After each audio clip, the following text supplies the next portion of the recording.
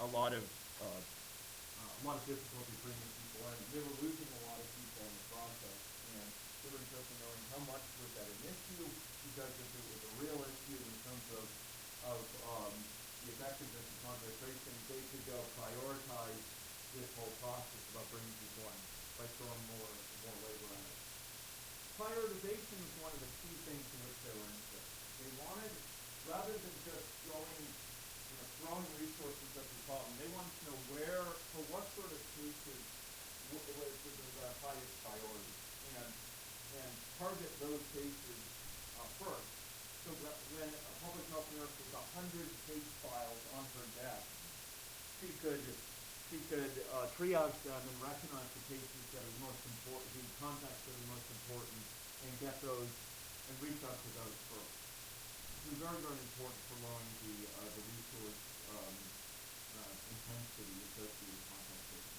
And finally, there were questions about, are we even capturing the right people? Right now, we were following up people who are cases only for infectious individuals, people with infectious active TB. In other words, if there was a case of TB that was infectious, it was known to be infectious, and they had active TB, so they could spread it.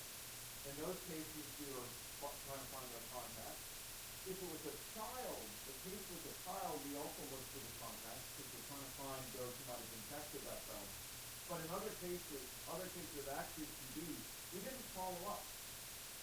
We just left it. We didn't try to do contact tracing. And at a certain level that makes sense, because they're not going to have infected anyone. On the other hand, there's a real question. Should we be finding their contacts because we want to find who infected them? We want to find who infected the cases. So a big question that they have is, are we even following up the right scope of individuals? Now we created different models to look at different issues.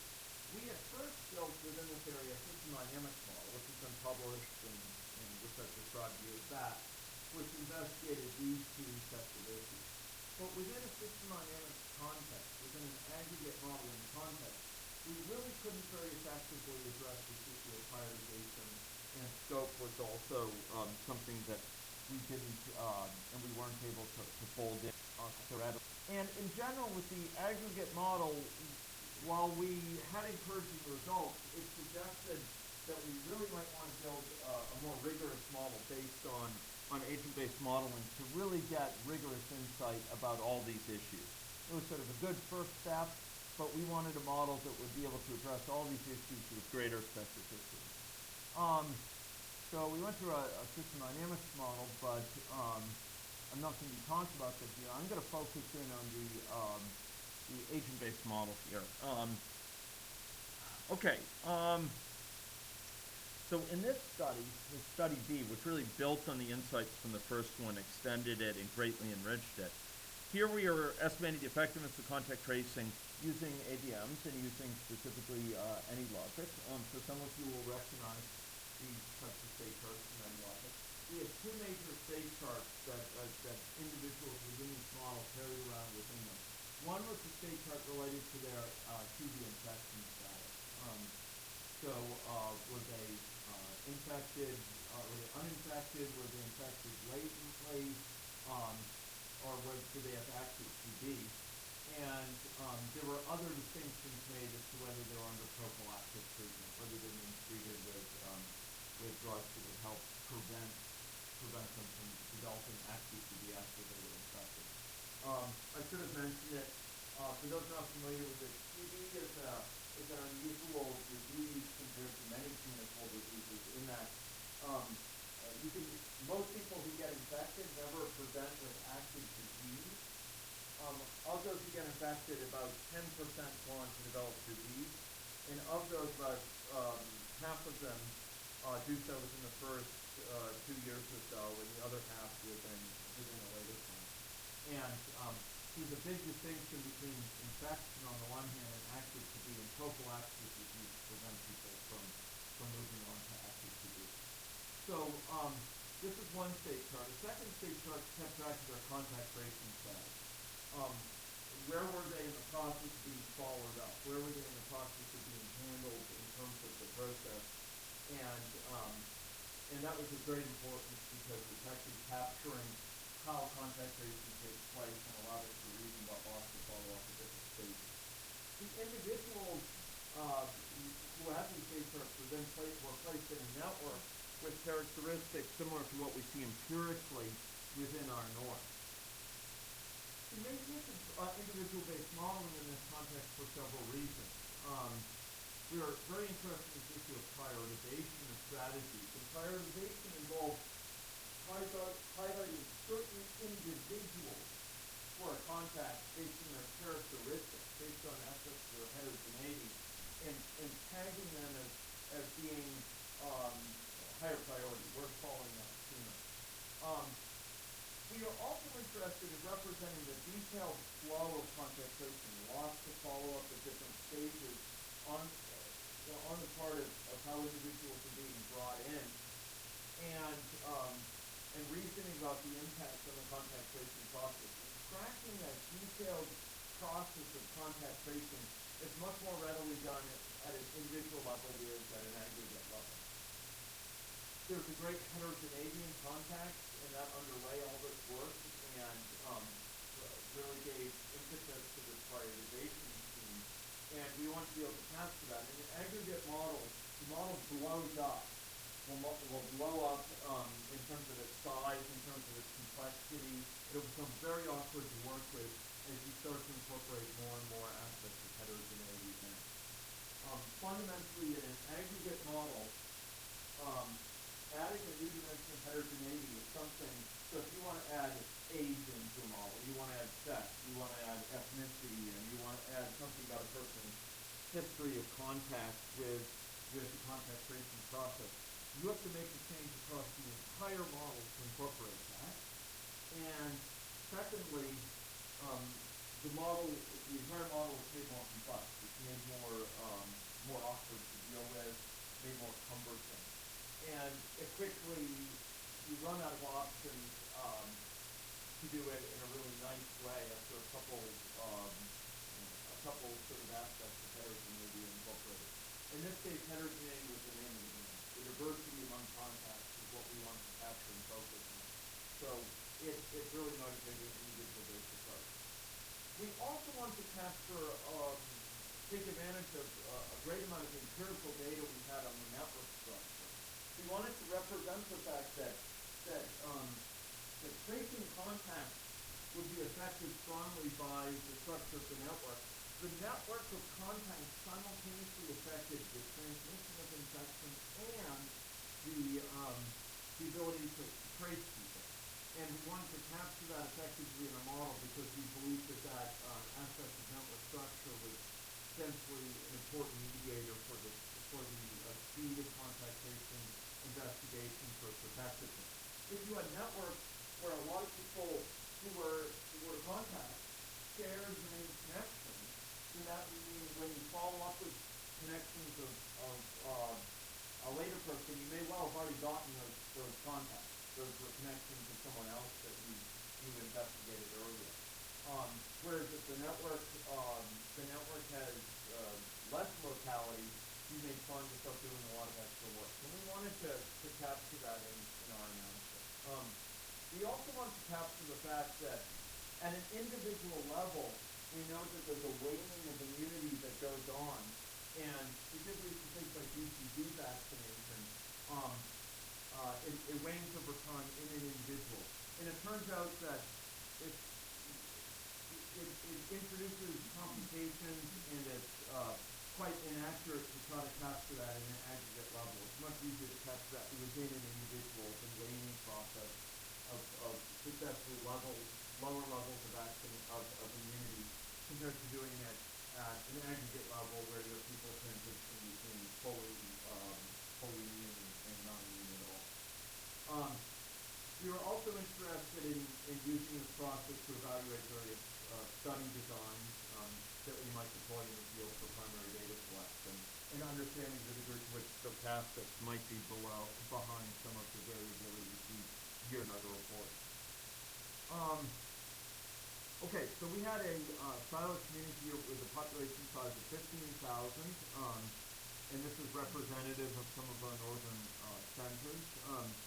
We investigated different assumptions regarding the network structure. We used a variety of built-in network types from AnyLogic in this particular study.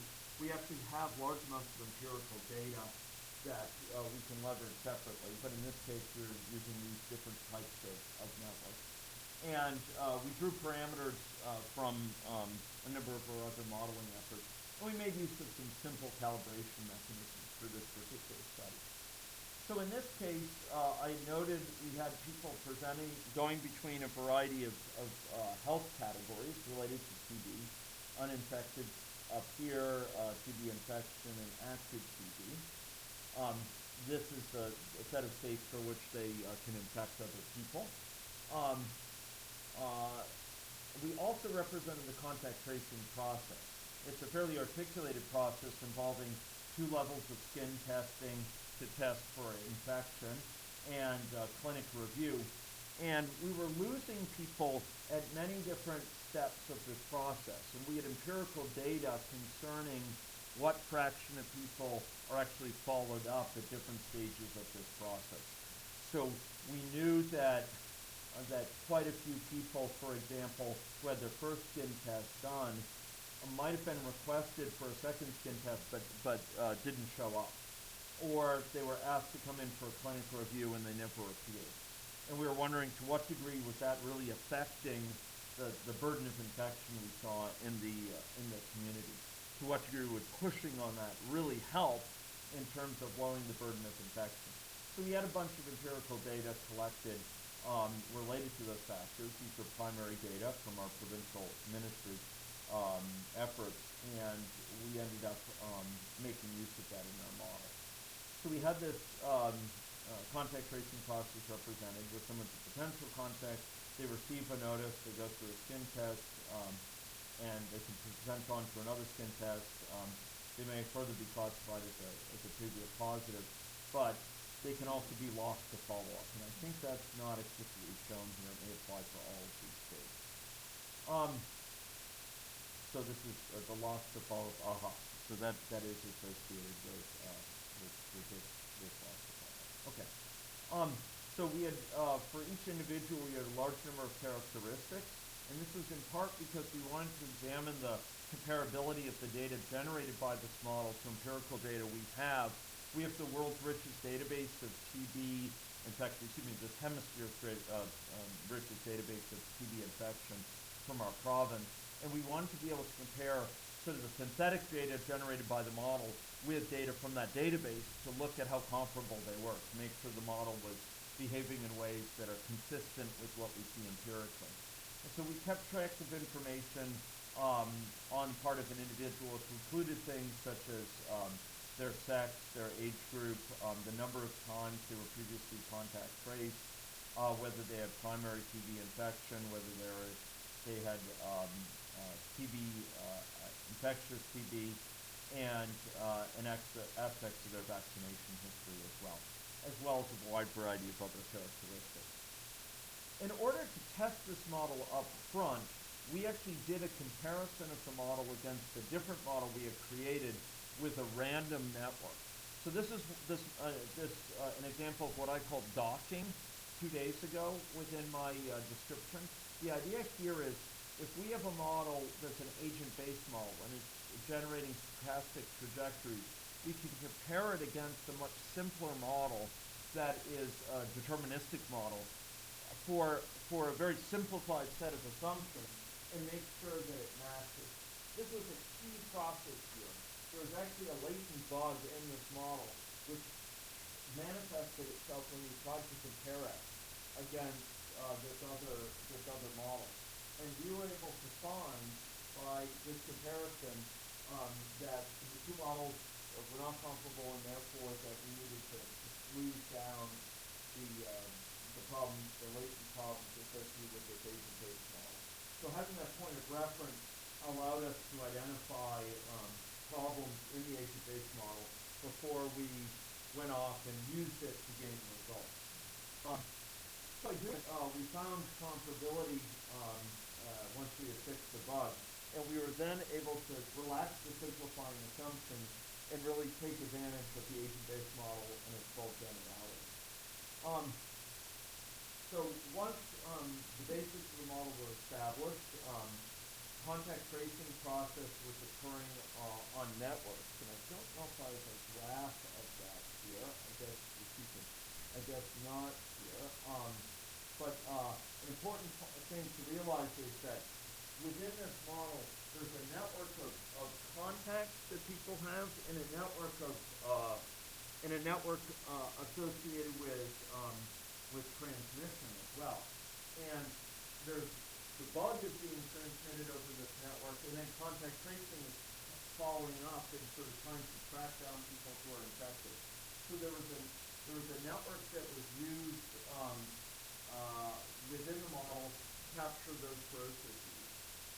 It was used for the infection process and for the follow-up in terms of contact tracing. An individual within this model would report, so when they were identified as infected, they would be asked who were their contacts recently, and they would give an incomplete list, just like they do in the real world. And we would remember those names and follow up those people within the model. The model was set to report so that contacts would report similar number of cases to report similar numbers of people as happened within the real world. And we were then able to examine the model outcomes when we do contact tracing on that data, as well as the impact if they reported more names, etc. So for this model, an interface was built that simplified user interaction with the model. We wanted this model to be able to be used by our contact tracing authorities, and this was built up in AnyLogic. AnyLogic allows you to build very nice interfaces for models. And so here you could specify a variety of assumptions related to the model. Most importantly for our authorities, you could indicate your policy assumptions. So to what degree, for example, do you want to do contact tracing at all, or do you want to examine the burden without contact tracing? If you're to do contact tracing, to what degree do you want to prioritize it according to a variety of characteristics? And who do you want to follow up? So what types of cases do you want to, from whom do you want to elicit contact? And then finally, there's a box here to indicate what fraction of contacts do you want to follow up. Of all contacts, do you want to follow up 100% of them, or do you want to follow up only 10%, etc.? So we use this interface to run a variety of case studies here, and specifically looking at scenarios. And these results are reported in a paper, a journal paper, if folks are interested, I'll give you the reference. But fundamentally, we ran a variety of scenarios that involved a reference scenario, which involved no contact tracing, and then specific scenarios involving contact tracing with different levels of loss to follow-up, different types of prioritization in place, and different levels of contact tracing going on. The comparisons were primarily between scenarios which differed from one another with respect to one particular assumption. So in other words, we might compare not only the scenario here against the scenario with no contact tracing, but against each other. For example, we might compare 4 against 3, reflecting the fact that with 3, we're following up cases who have infectious in primary TB. There's an assumption of 10% loss to follow-up, but no prioritization in place, and we're following up 45% of the sort of reference number of contacts. Scenario 4 shares all of those attributes except we are performing prioritization with respect to age attributes. We're following up people in different age categories with different levels of prioritization according to our sense from historical data about what would be most effective. So these two scenarios are fairly comparable because we've only changed one thing between them. Similarly, we can compare a scenario against a case where no contact tracing is going on at all. And by doing a sort of pairwise comparison between scenarios, we could get a sense of the impact, for example, of loss to follow-up. For example, scenario 2 and 1 differ only in terms of the loss to follow-up at a certain stage of the process. I mentioned 4 and 3 against each other, and similarly for other pairs of scenarios. And that would give us a sense of sort of the potential importance of particular aspects of the contact tracing regimen. So we were interested in looking at a variety of these different outcomes. The one I'm going to mention here is loss to follow-up. Here, there's quite a number of people lost in follow-up, and there's an important question: to what degree is that affecting the burden of TB infection? So to take a look at this, we compared a baseline scenario where we had no contact tracing going on at all, a situation where we had historic levels of loss to follow-up, and a situation where we lowered that by a factor of about 3 through significant expenditures and extra effort. And we see that there is a notable decrease in the burden of TB infection within the community as a result. The loss to follow-up does lead to a material increase in the number of cases infected over a 20-year time horizon. So that was of notable interest, but it's something where you don't expect results immediately. The gap grows successively larger, and over a period of about 20 years, you see a difference in the level of TB infection in the community of about 5% prevalence in terms of infection. Another thing we looked at was the breadth of contact follow-up. So if we had no contact tracing, 45% of cases investigated, versus 90% investigated. So if we were to double the number of cases investigated, we could lower the burden of infection very significantly. But what's notable is there's a diminishing return. The first 45% here, relative to some reference number of cases followed up, the first 45% lowers the burden of infection considerably more than the second 45%.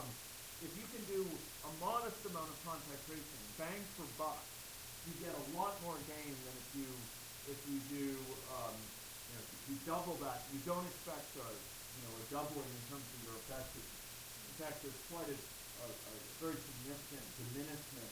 The difference between this and you half that difference, and that's a very significant diminishment for a lot of extra work. This particular finding was more poignant when taken into account aspects of prioritization I'll come back to in just a minute. Another question was, in terms of scope, who to follow up? There was a lot of questions. Should we be following up cases who are just infected? Should we be following up all TB cases? Is it worth the extra gain? And you'll see that the answer here came out very definitively on one side or another. So within our province, we follow up infectious cases, and we do what's called reverse contact tracing for primary TB cases. And what we see is that the impact of following up these extra cases, this extra whole class of cases, is extremely marginal. It's a heck of a lot of extra work for our TB control nurses. It requires a lot of extra stress, a lot of resources to be brought to the table. And you see the differences between the scenarios based on whether or not they include follow-up of this additional class of cases is extremely modest. It's these pairs here.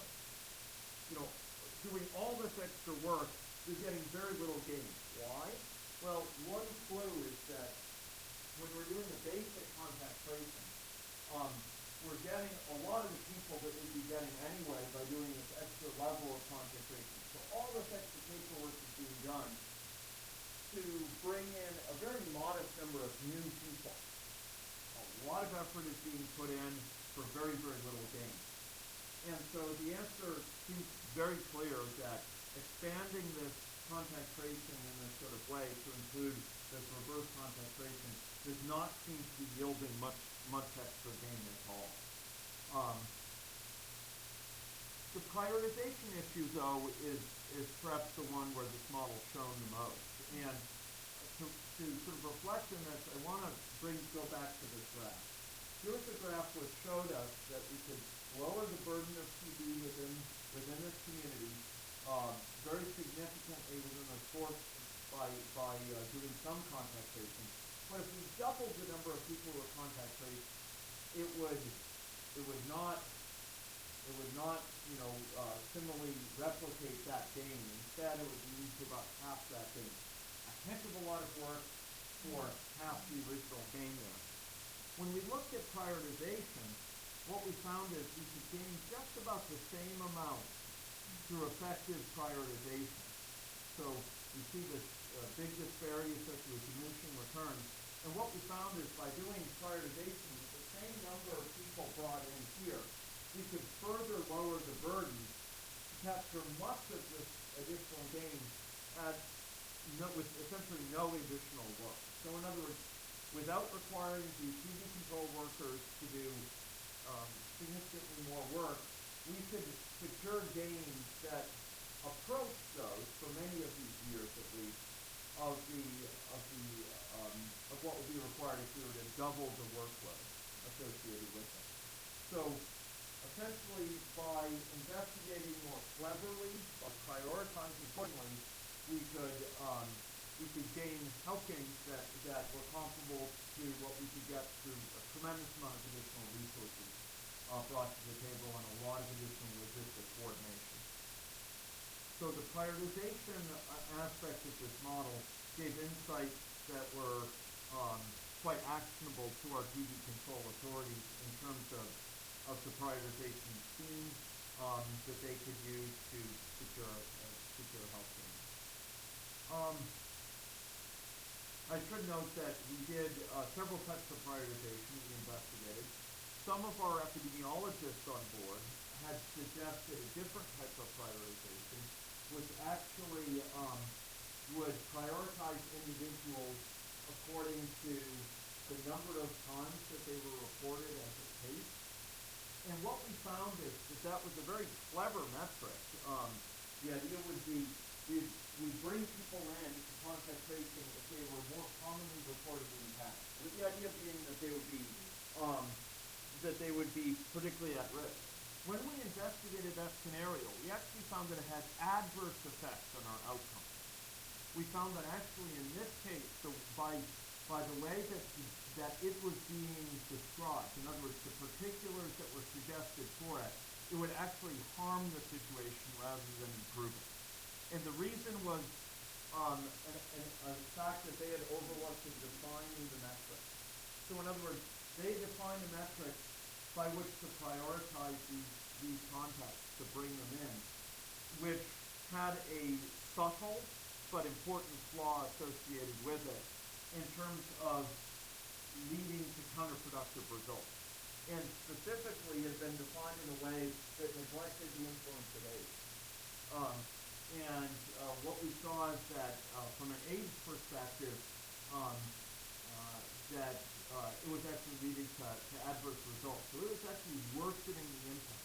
So it wasn't so much, ladies and gentlemen, that prioritization in general is better. It's prioritization with respect to the right metric.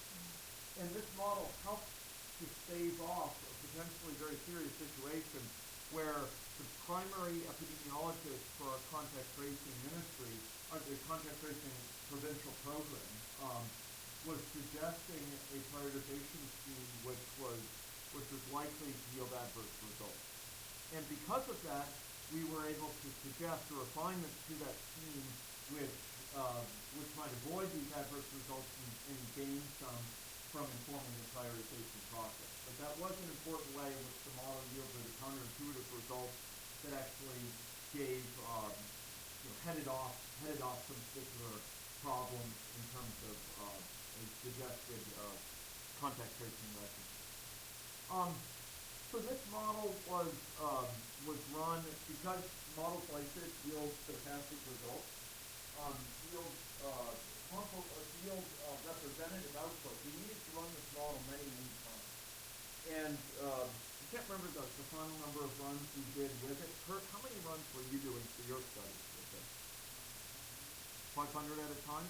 So 500 realizations for a given scenario here, well, such as shown in a particular graph here, we'd run it 500 times. What's being shown here is the mean of those outcomes.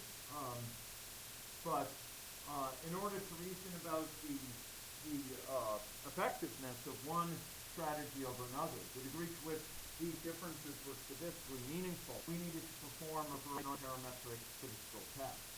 And we did it with a Kolmogorov-Smirnov test and a manually one-way U test to evaluate the degree to which one scenario yielded results more favorable than another.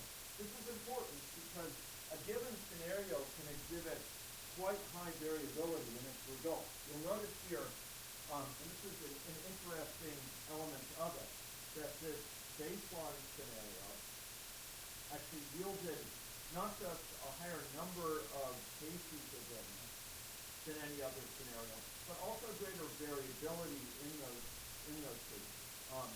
This isn't the latest version of the table. We have a separate table with shows p-values that are reported to the manually one-way U, and I think also Kolmogorov-Smirnov.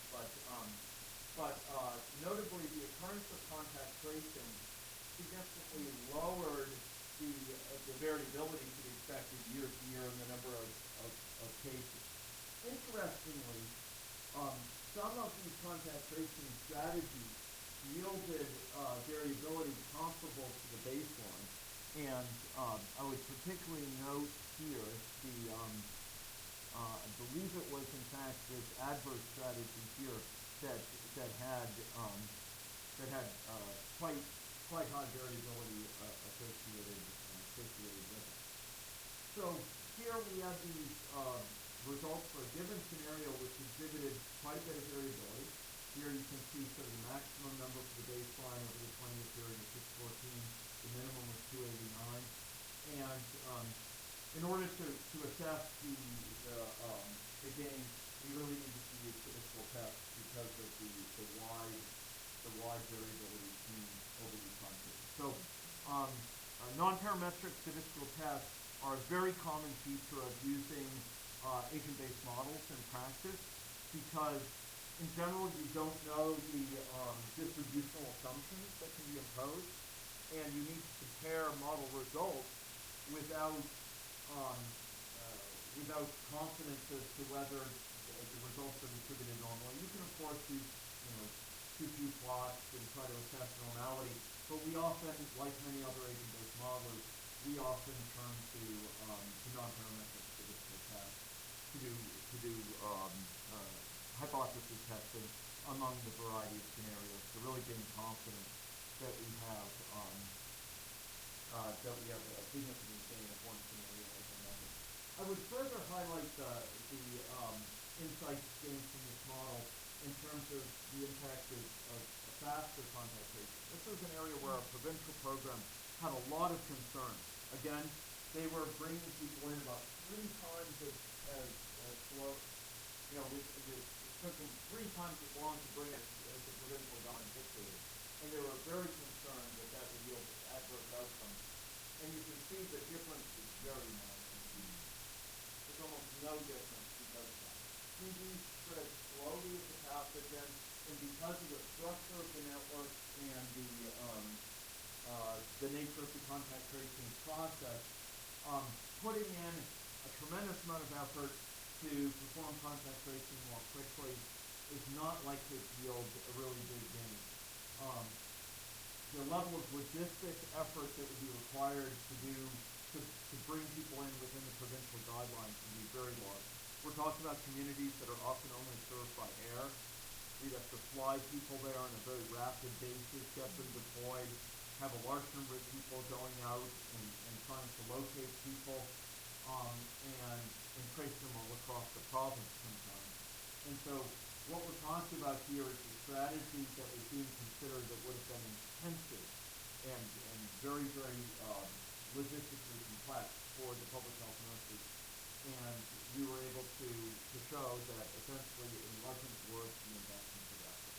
It was not something which would really pay off in a significant way. And in fact, it would be much more effective to put that extra level of resources into for example, prioritization schemes and improved information systems to maintain them than it would be to put them into a suite of contact tracing. Now I could go into some more elements of it. This is a work in progress. We have plans to enrich this model with a number of additional types of risk factors, some of them related to behavioral risk factors like smoking. And we believe that the basic models that we're examining here can yield comparable insights to in a wide variety of other conditions, such as vascular hypertension. Okay, I think I'll leave it there. I'll just want to thank the many people who contributed to this. Kurt was personally involved for a number of months, although after this work was performed, and we have ongoing collaboration with them, particularly with the program for Speediness. So that was a bit of a glimpse of a case study. Any questions regarding that? Yeah.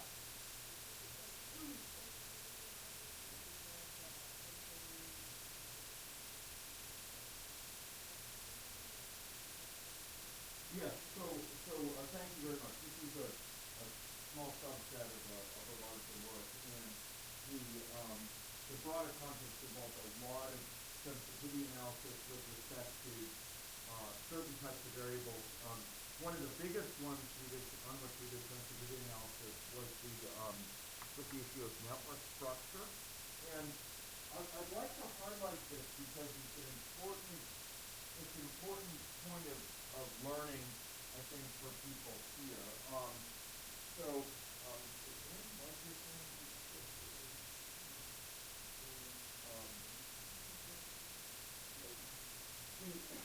Thank you. That's fantastic. What motivated?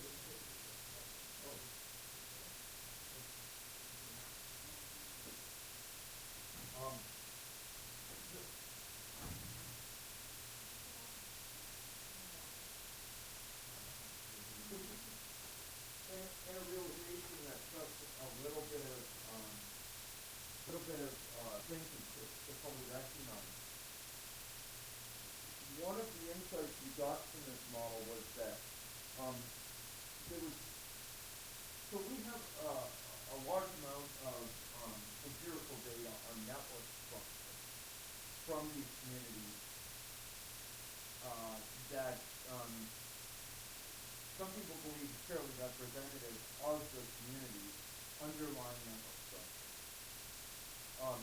This includes about 45,000 person database where we have cases connected with their contacts. But the realization that we have is that the network data that's in that database is not a reflection, it's not a direct measurement of networks in the community. It's a measurement of networks in the community as collected through the contact tracing protocol. In other words, that data is collected by going out and finding people for contact communications. Some people are lost to follow-up. Other people, are connected to two cases, for example. And the realization was that the network data, rather than imposing that network data on the model as the assumed underlying structure of the community, which people are supposed to do, we recognize that actually to make sense of that network data we have empirically, we need to compare it to the results of the model. This is a very important distinction that occurs in a lot of models for non-network data. And I want to emphasize that again. It's a very important distinction. There's some source of empirical data that you will place directly into your model as part of the assumptions of the model. And examples would be parameter values. It might be the level of the level of walkability of different neighborhoods, for example, or the availability of good nutrition in school lunch programs, something like that. Those might be data we put into the model directly based on empirical data. But there's another class of empirical data, ladies and gentlemen, you can't put directly into the model because it's itself the result of emergent processes depicted by the model. In other words, it's the sort of thing that you want the model to map. When you run the model, it should reproduce data comparable to empirical data. And that's what network data was here, referred to be an empirical. We didn't actually have data on the true underlying network in that community. We had data from contact tracing for the communities that resulted from the contact tracing process. And so one of the things we did as part of sensitivity analysis was to vary our assumptions regarding the underlying network structure of the communities and to see the degree to which it affected our recommendations. And a follow-up line of work is to look at the degree to which assuming different underlying network structures allows the model's contact trace network to match the empirical data. So that was one area where we did a lot of sensitivity analysis, sort of our assumptions about the structure of the underlying network. There were other areas where we did sensitivity analysis. Kurt was involved in one of them, where he looked at the speed of contact tracing over a very large period of possible values. And so, when we saw this sort of graph, is perplexing in a certain sense because what this is saying is there's really very, very little difference if you adhere to provincial guidelines to bring people in 30 days versus bringing them in 90 days on average. Very, very little difference. And the natural question is, well, okay, so if that's the case, then how do we make sense of something like this, which shows clearly that if you have no contact tracing in place at all, in other words, contact tracing takes forever to happen, that it really magnifies the sort of burden of TB infection within that community. The burden of TB with no contact tracing is very high compared to with a variety of TB contact tracing going on. So how do you square those two? I mean, surely there must be some point at which, if you don't do contact tracing within a certain period of time, you're going to start paying through the nose for it. You're going to start really having adverse health effects. And there's the question of how big is that period of time. And Kurt did a bunch of sensitivity analysis in terms of that as a policy measure. There was also sensitivity analysis done with respect to parameter assumptions within the model to assess robustness of the model to those parameter assumptions. And we're going to be seeing some aspects of how that occurs likely tomorrow in our discussion. But broadly within any logic, you can vary parameter value over ranges and see corresponding outputs from the model over that entire range. So that's a very important part of the modeling process. Is that helpful? Other questions? Yeah. You mentioned that we use to also data to link to the model pathways. Yeah. Is it possible to do it at the individual level, like all the parameters together? Yeah. So let me see if I get your question correctly, Rob. I think you're asking about, I made this comment that there's certain classes of data where we don't put them into the model as assumptions. Rather, the model generates comparable data, and we want to compare that model-generated data against the empirical data that we have to which we have access. This is a very important set of data, and I would actually argue from my experience in project after project, it's the bulk of data that is of that form. It's not 95% or something like that, but it's maybe 60% of data I can't directly use. Instead, it's the result of an emergent process depicted by the model. So I want the model to stay true to it, to have face validity of that model. and you can output that data at the individual level or the population level. And in fact, in this particular model, that's exactly what we did. So, in fact, we were exporting data from this model at the level of a particular person. So we had a database of synthetic people in the model that we would. The goal was to compare those to the longitudinal data we had on individuals in our provincial TB ministry, so that we could assess at an individual level, a level of individual trajectory, for example, relapsing on the part of an individual, to what degree would it be capturing the empirical patterns we see at an individual level. And this is one of the key advantages of agent-based modeling, is the fact that you can do these investigations not only at the aggregate level, using cross-sectional data, but at the level of a particular individual. So you can compare it against longitudinal data at the individual level, and that can be very valuable. You can also, capture export data from the neighborhood level. It's one of the advantages of having a multi-scale model like this. You could zoom out and zoom in, and you can report data that's longitudinal or cross-sectional in character. Is that helpful? Yes, definitely. And also you mentioned that you use the dynamic approach to. Yeah. So did you start to say that agent-based modeling can do that endemic things that make evidence? Okay, so this is a very interesting question. There's certain things you can do. I would say there's a lot of things you can do with agent-based modeling that are awkward to do with system dynamics. There are some things you can do with system dynamics you can't do with agent-based modeling. And the primary thing that I will cite there is formal analysis of the model. We do not have the mathematical tools to analyze agent-based models in the way we can with the system dynamics model. So if you want to prove something about model behavior, or you want to make general statements about how the model could behave over a wide variety of parameter values, we know how to do that with simple system dynamics models. We do not know how to do that with agent-based models. Maybe 50 years hence, we will have developed the mathematical tools to approach those issues with rigor. But right now, we just and it's nothing about agent-based modeling particularly, but stochastic systems of this sort. We just don't know how to characterize it in a way that lends itself to deriving equilibrium values and deriving the stability of those equilibria. There's very technical reasons for this.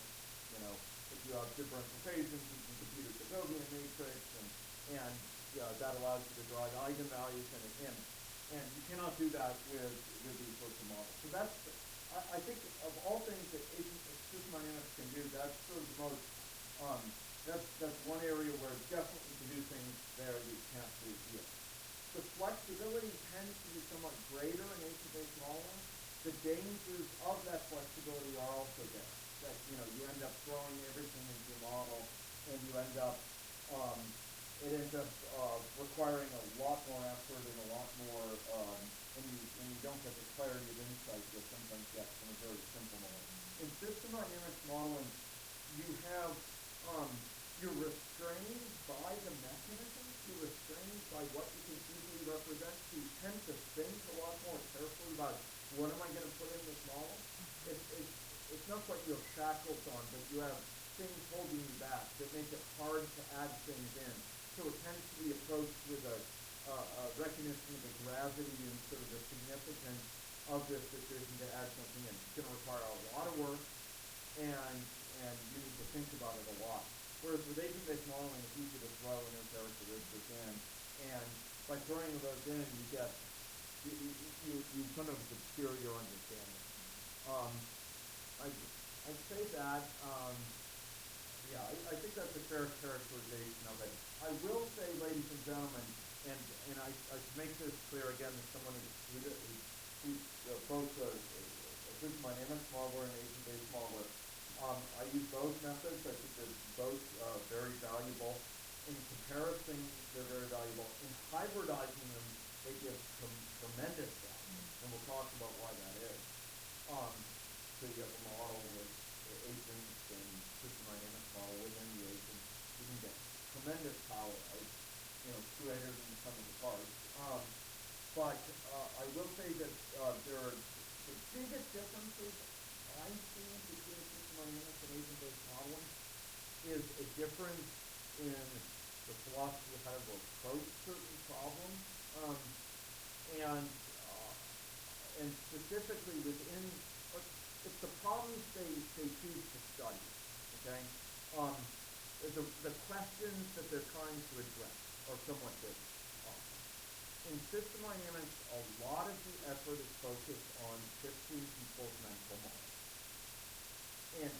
And a lot of the features of the model that seem accidental, a lot of these stops and flow from that decision. If I want to change the stakeholder's model, the stakeholder's mental model of a situation, I will tend to use in system dynamics, I tend to use very simple models that communicate in very sort of basic form some of the key sort of features of the situation and don't complicate the situation for them. And I tend to focus on sort of questions that are simpler in character. In agent-based modeling, the emphasis is less on shifting people's mental models, and it's more on, just traditionally it tends to be more on producing a model artifact. It's less in the modeling process and more in producing a model artifact that yields accurate and valuable sort of results, and that's rich. It contains textured aspects of the situation, and this is a substantive difference that ripples through to what's in that model and sort of how we build those models. I tend, in my agent-based modeling, to influence some of my system dynamics practice because I try to approach it with gravity about adding things in. But I am interested in shifting how people think about it. But that's a big difference between the approaches. A final difference between the approaches, which is very important, is that in system dynamics, there's much more interest in the day-to-day engagement with stakeholders. And in agent-based modeling, traditionally, and this doesn't have to be the case, but traditionally there's more of a technocratic feel to it. It's like, because we've been able to do agent-based modeling traditionally, until recent years, it's been people with the budget to have programmers and, with all the extra education that involves. And so it tends to be done away from the stakeholder traditionally. There's no deep reason for that. It can be done with the stakeholder. This model is an interesting one from that perspective. This particular 2D model, we routinely will show these sort of models to our stakeholders in this area or other models that we have, and they can understand this. They can understand what that means. They can understand what this means. They can critique it. They can spot mistakes in it, and that's enabling in a way that hasn't been possible until recently within agent-based modeling. System dynamics has long tried visual representations that do something that stakeholders can understand. So I think these days there's no reason not to conduct agent-based modeling together with stakeholders. There's no reason not to do group model building with agent-based modeling. There's no reason not to focus on shifting people's mental models. I believe you can. I do believe it's possible to have as powerful a simple model in agent-based modeling as you do in system dynamics modeling, that it can shift how people think about the situation. It's just that it's only recently that you've been able to do that in agent-based modeling. Kurt, did you want to say something?